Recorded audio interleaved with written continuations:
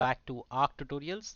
This is Bootstrap 5 full tutorial series for absolute beginners. In today's episode, we are going to learn a very extremely important and critical component which is called pagination.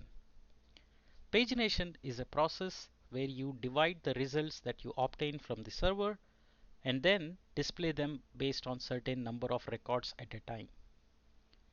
This functionality you would have mostly used or seen with tables. If you go to your Gmail inbox, you do next. If you go to say search results, you do next page. That's all part of the pagination. So it's very important that as a designer, developer, you should know about pagination, and in particular in talking with respect to Bootstrap, you should be knowing how to use Bootstrap pagination component. This is part 36 of the series, and if you haven't checked out the full tutorial playlist, I'll request you to kindly do so. I'm going to cover more than 40 tutorials in this particular series with a lot of live examples and coding. If you have any doubts, please ask me in the comment section. I'll be happy to help you. Following is the index I've covered so far in this series, more than 35 tutorials so far. This is the 36th where we are learning about Bootstrap pagination component. If you like my work and tutorials, please do consider buying me a coffee at buymeacoffee.com/arctutorials. Thank you in advance. Alright, so pagination, right? So when we receive a large chunk of data, right, it makes sense that you display that data to user in a certain phased manner. Or in any other way, we say that pagination. That means break them down in the results into pages. This is a common functionality mostly required in almost all applications of any size. Wherever you display results, chances are that you might want to show them in pagination. So what are the important classes to remember? Some of the important classes to remember are, the first should be pagination, right? It's a ULLI based thing, list, which is divided and displayed. So the main class that works is pagination. After that, we have something called page-item, which means that's the item that is present inside the pagination. If you want to highlight some record or some page number, you can use active class. If you want to disable certain page for you don't want to click them, you can say disabled. Alright, so those are the main classes that you would use.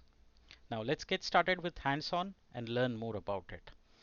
Alright, so I'm going to go my editor, and right now it looks like this. It's an empty start, so I'm going to add pagination here, and it makes sense that I show you with a table. So I'm going to throw in a card first,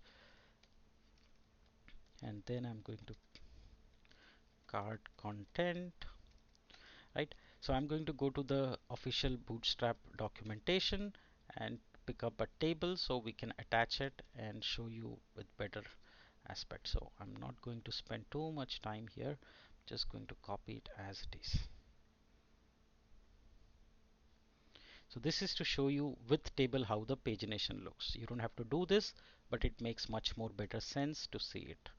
Alright, so now I'm going to say um, this is for the placeholder for the pagination, so I'm going to put it here, and then I'm going to create my ULLI and say pagination, and for each of the list item in this, I'm going to have a class and say page hyphen item, and then I'm going to say 1, here I'm going to say 2, I'm going to say 3, and so on and so forth.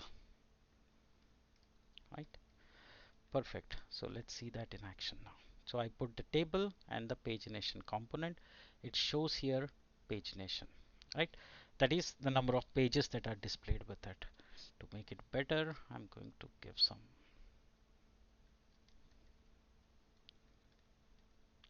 Alright, this is a table which has a pagination. Now you can find the complete details and classes, and you can go here and select this. So it has a nav link which will be called a page link, right? So you will never have a data directly unless you want it to be clicked, right? So here you would give a link and say class equal to page hyphen link. So this is what you would give for all the URLs or the links that you will provide. Let me copy this real quick. I hope you're following with me. If you have any queries, any doubts, please let me know in the comment section. Alright, so let's change the numbers. Alright, so now we have 5 page items in our pagination, and this looks like this. Right now there are different variations. If I'm on the last page, I do not want anything else to be enabled, or right.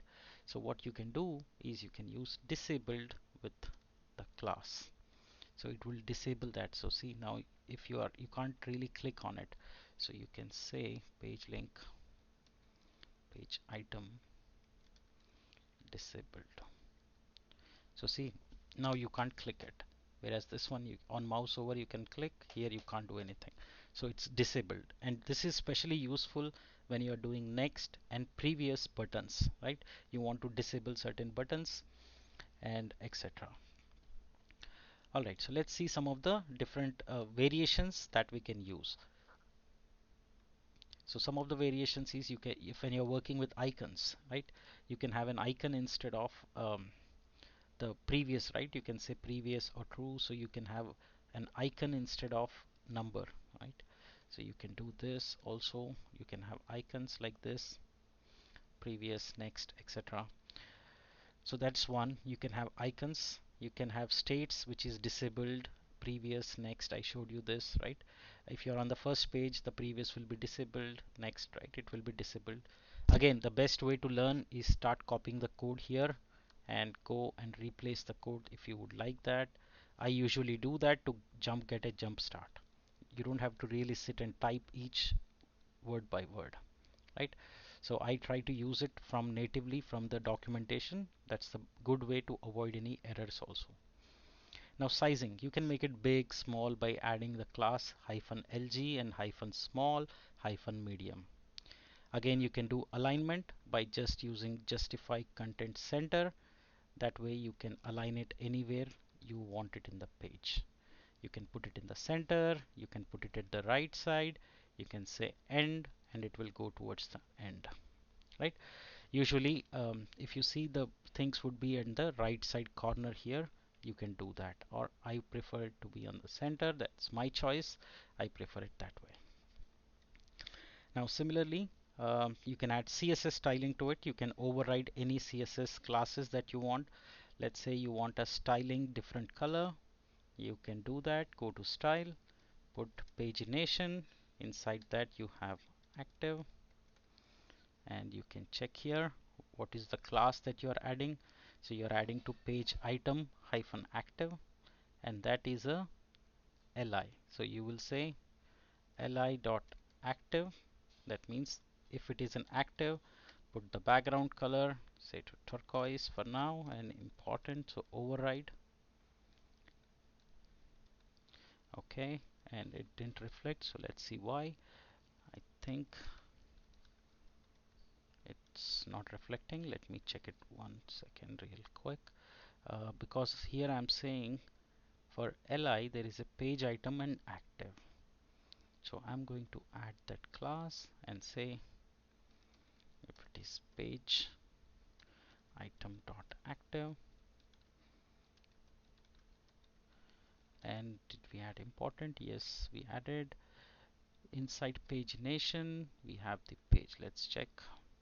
So inside the pagination class, okay, I think this is overriding. Let's check.